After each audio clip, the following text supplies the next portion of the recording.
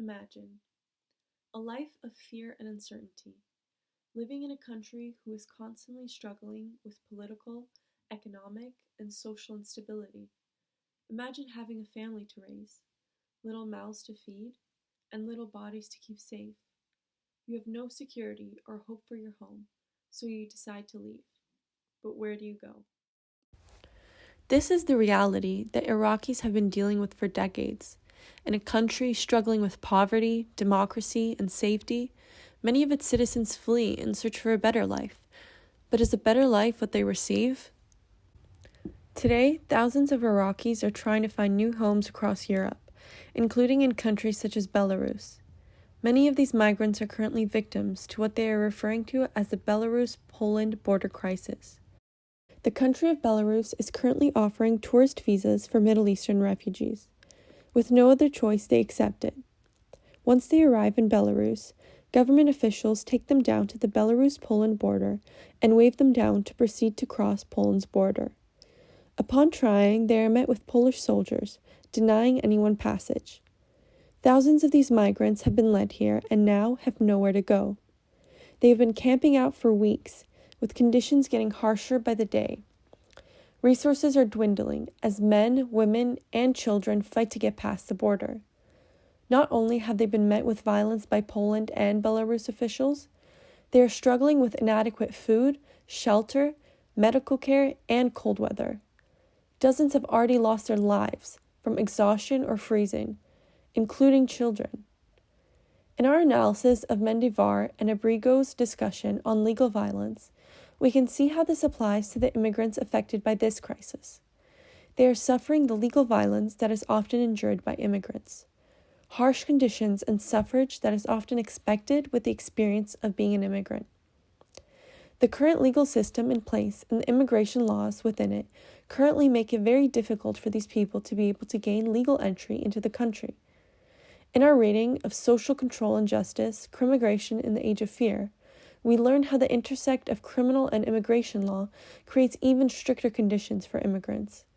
The rise of crimmigration creates even more difficult circumstances for migrants when evolving immigration laws aim to displace them as easily as possible. In the discussion of this crisis, many point their finger at Belarus's president, Lukashenko, for purposely orchestrating this immigration crisis.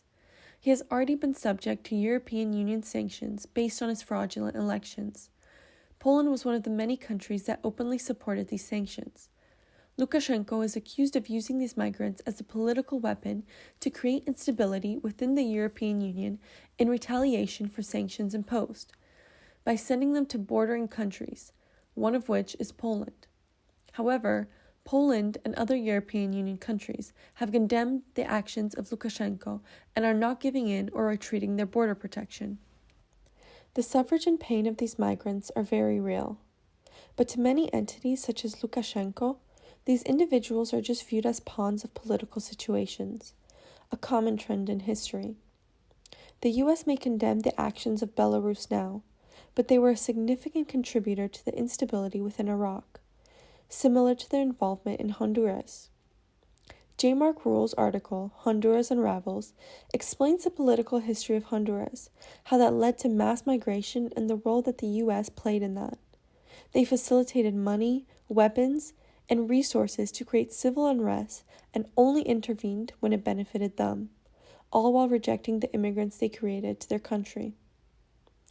The video we watched in class, called How U.S. Involvement in Central America Led to a Border Crisis, depicts the very actions that led to the border crisis of Central America.